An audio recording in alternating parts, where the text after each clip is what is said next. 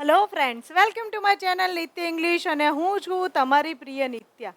મિત્રો, આપણે last lecture છે એ ચાલુ ભૂતકાળનું જોયું હતું. એમાં પણ અફર્મેટિવ સેન્ટેન્સ એટલે કે ચાલુ ભૂતકાળના જે હકાર વિધાન વાક્યો હતા એવું આપણે લેક્ચર જોયું હતું. હવે જો આ જ ચાલુ ભૂતકાળના નકાર વાક્યો જોવા હોય તો આપણે શું કરવું પડશે, કેવી સેન્ટેન્સ પેટર્ન રહેશે, ચાલો આજે આપણે આ લેક્ચરના માધ્યમથી એ શીખીએ. ઓકે, તો શું છે આપણો ટોપિક? આજનો ટોપિક છે, પહેલાં આપણે વાત કરીએ આજના એક સારા મજાના સરસ એવા સુવિચાર પર વાત કરીએ. આ વાક્ય છે એ છે મિત્રો મારા અને તમારા પ્રિય એવા સ્વામી વિવેકાનંદજીનું વાક્ય છે. અને વાક્ય શું કહે છે? લોકો કહે છે કે આના પર વિશ્વાસ કરો. લોકો કહે છે કે આના પર વિશ્વાસ કરો, તેના પર વિશ્વાસ કરો. પણ વિવેકાનંદજી શું કહે છે કે લોકો એવું કહે છે કે આના પર વિશ્વાસ કરો, તેના પર વિશ્વાસ કરો, પરંતુ હું કહું છું કે સ્વયં પર વિશ્વાસ કરો. બધી જ શક્તિ તમારી અંદર છે, તમારી જ પાસે છે. રાઈટ? નો થાય સેલ્ફ. ઇંગ્લિશમાં એવું કહેવાય છે કે નો યોર સેલ્ફ. બરાબર છે? તમે તમારી જાતને ઓળખો, તમારી અંદરની શક્તિઓને ઓળખો. અને આ સુવિચાર પર તો આપણે એક સરસ મજાનું ઉદાહરણ લઈ શકીએ છીએ કે જ્યારે સીતા માતાની શોધ કરવા માટે હનુમાનજી મહારાજ એ લંકા જવા માટે વિચારતા હતા, ત્યારે એમને એવું થયું કે આવડો મોટો સમુદ્ર હું કેવી રીતે પાર કરીશ, મને તો કંઈ જ ખબર છે નહીં. અને જ્યારે હનુમાનજી મહારાજ આ વિચારમાં મગ્ન હતા અને એક શિલા પર બેઠા હતા, ત્યારે એમની પાસે જામવંજી આવે છે અને જામવંજી કહે છે કે નો થાય સેલ્ફ. તું તારી અંદર રહેલી શક્તિઓને ઓળખ. તું વિચાર, તું ઓળખ કે તારી અંદર કેટલી શક્તિઓ રહેલી છે, અને પછી જો તું તારી શક્તિઓને ઓળખીશ તો તું આ સમુદ્ર લાંઘી શકીશ અને સમુદ્રની પેલી પાર પણ જઈ શકીશ. આવી જ શક્તિઓ આપણી અંદર છે મિત્રો. બસ આપણે એને એકાગ્ર મને જાણવાની જરૂર છે, વિચારવાની જરૂર છે, અને એને કોઈ એક બાબત માટે, આપણા કરિયર માટે, આપણા શીખવા માટે, આપણા લર્નિંગ માટે કેન્દ્રિત કરવાની જરૂર છે. રાઈટ? ઓકે, આ સુવિચાર સાથે આજે આપણા લેક્ચરની શરૂઆત કરીએ. મિત્રો, આવા વાક્યો આપણે બોલીએ જ છીએ. હું જોઈ રહ્યો નહોતો, હું ટીવી જોઈ રહ્યો નહોતો. આપણે અહીંયા લખીએ એક વધારાનું વાક્ય, ટીવી. ચાલો પેનનો કલર બદલી લઈએ મિત્રો, કારણ કે શું છે કે આ કલરથી આપણે લખી શકશું નહીં. હું જોઈ રહ્યો નહોતો, હું ટીવી જોઈ રહ્યો નહોતો. હું ટીવી જોઈ રહ્યો નહોતો. તેઓ તૈયારી કરી રહ્યા ન હતા. કરીના આવી રહી ન હતી. અમે જે વખતે પહોંચ્યા ત્યારે કરીના નહોતી આવી રહી અને એની ઈચ્છા પણ નહોતી. કરણ ફિલ્મફેર હોસ્ટ કરી રહ્યો નહોતો. હમણાં જ ગાંધીનગરમાં 28મી જાન્યુઆરીએ ફિલ્મફેર યોજાયો અને એમાં ઘણા બધા બોલિવૂડના સિતારા એટલે કે બોલિવૂડ એક્ટર્સ અહીંયા આપણે ગાંધીનગરમાં જોયા છે. રાઈટ? તો એની જ વાત છે. કરણ ફિલ્મફેર હોસ્ટ કરી રહ્યો નહોતો. લકી જૂઠું બોલી રહ્યો નહોતો.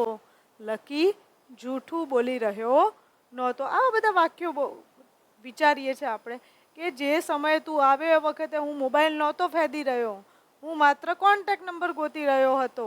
એટલે કે જે તે વખતે આ ક્રિયા ચાલુ હતી, તું વિચારે છે એવી ચાલુ નહોતી. એમ નેગેટિવ અર્થમાં જે તે વખતે, જે તે સમયે ક્રિયા ચાલુ નહોતી. બરાબર છે? જે તે વખતે એ ક્રિયા ચાલી રહી નહોતી. એ નહીં, પણ બીજી ક્રિયા ચાલી રહી હતી. ઓકે, તો આપણને ખબર જ છે તમને કે ચાલુ ભૂતકાળ આપણે ક્યારે વાપરીએ છીએ. તેમ છતાં એક ગ્લિમ્સ લઈ લઈએ મિત્રો. પાસ્ટ કન્ટિન્યુઅસ ટેન્સ તો ભૂતકાળમાં કોઈ પણ ક્રિયા ચાલુ ન હતી અથવા તે ક્રિયા ચાલી રહી ન હતી. કોઈ પણ કન્ટિન્યુઅસ ટેન્સમાં મિત્રો આ શબ્દો મહત્વના છે. કયા શબ્દો મહત્વના છે? તો કોઈ પણ ક્રિયા કરી રહ્યો, રહી, રહ્યું. બરાબર છે? આ કોમન છે. બધા જ ચાલુ કાળમાં આટલા શબ્દો કોમન છે. અને આ છે એ કાળ બતાવે છે કે ન હતું તો ભૂતકાળમાં છે, અથવા નથી તો વર્તમાન છે, અને નહીં જ હોય, નહીં હોય તો તો એ ભવિષ્ય બતાવે. પણ વાત આ ત્રણ શબ્દો તો હશે જ, આ ત્રણમાંથી કોઈ એક શબ્દ તો હશે જ અને સાથે આ પણ હશે. આ ન હતું એટલે ભૂતકાળ. ભૂતકાળમાં જે તે વખતે કોઈ ક્રિયા ચાલી રહેલી નહોતી. જો છે ભૂતકાળમાં જે તે વખતે ક્રિયા ચાલુ હતી તો પોઝિટિવ એટલે કે અફર્મેટિવ એટલે કે વિધાન વાક્ય બરાબર બને છે. અને એ જ વિધાન વાક્યનું નકાર આજે આપણે શીખીએ છીએ. તો કોઈ પણ ક્રિયા ચાલી રહી નહોતી. કોઈ પણ ક્રિયા ચાલી રહી નહોતી. જે તે સમયે કોઈ ક્રિયા ચાલી રહી નહોતી. ઓકે, ચલો. સીધીશ તે કૂદી રહ્યો નહોતો.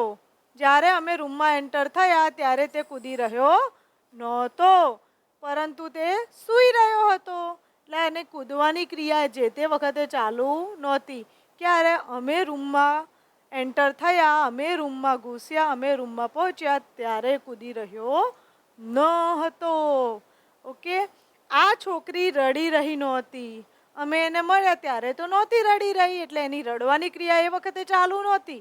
પણ હમણાં રડતી હોય તો ખબર નથી, અથવા જે તે વખતે એના પહેલાં રડી હોય તો ખબર નથી.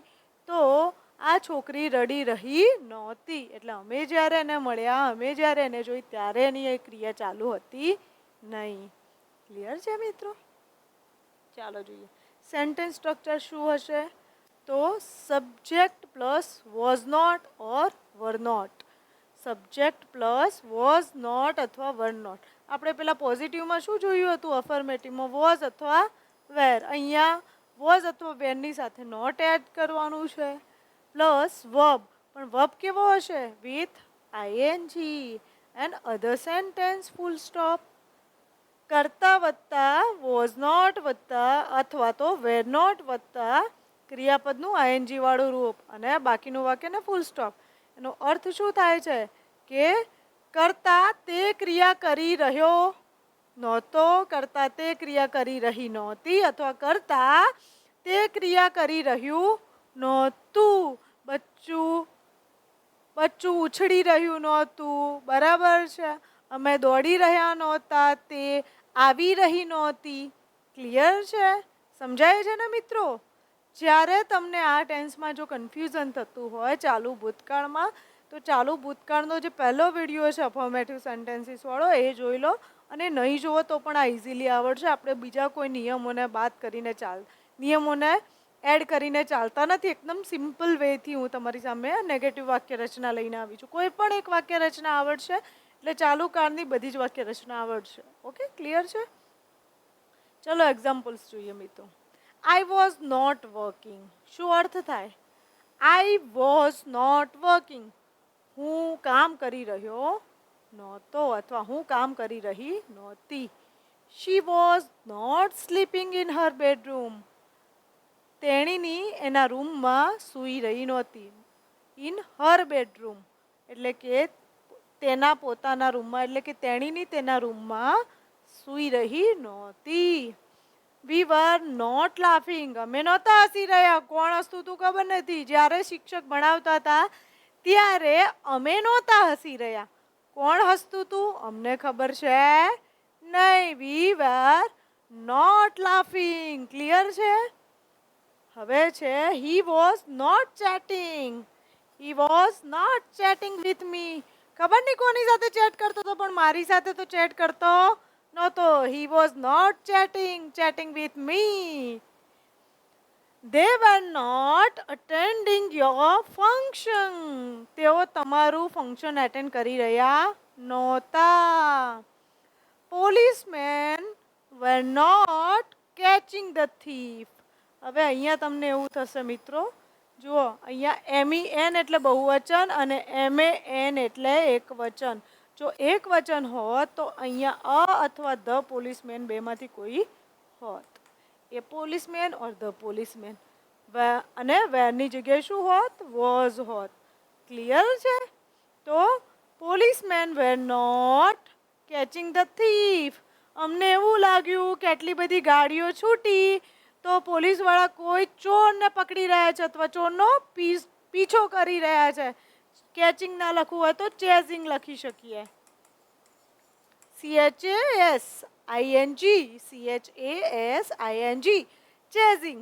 તો પોલીસવાળા ચોરનો પીછો કરી રહ્યા હોય એવું લાગતું હતું, પણ actually they were not chasing the thief, they were escorting our CM.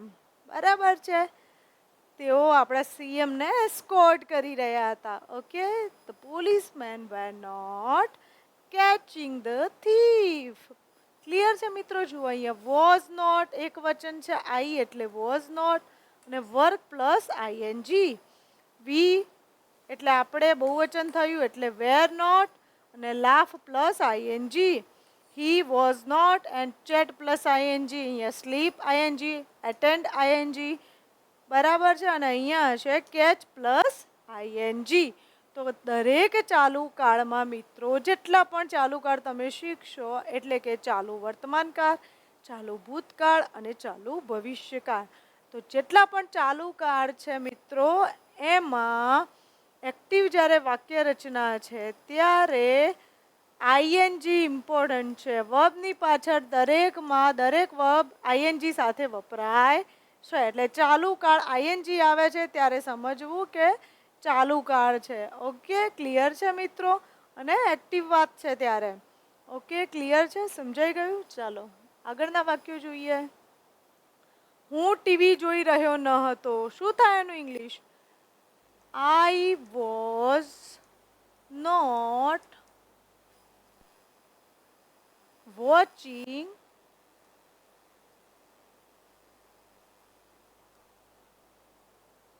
ચલો સારા અક્ષરે લખીએ મિત્રો.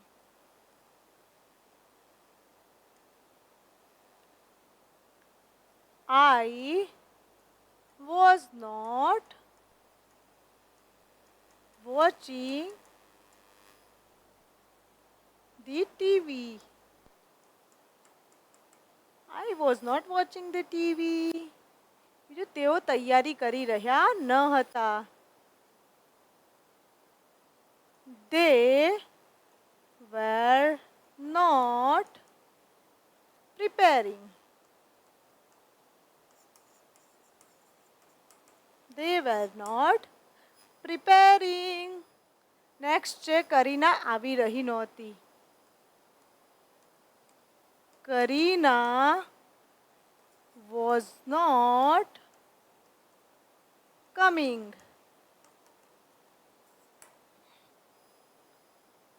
કરણ ફિલ્મફેર હોસ્ટ કરી રહ્યો ન હતો. તો અહીંયા આપણે લખીએ કરણ was not hosting the filmfare.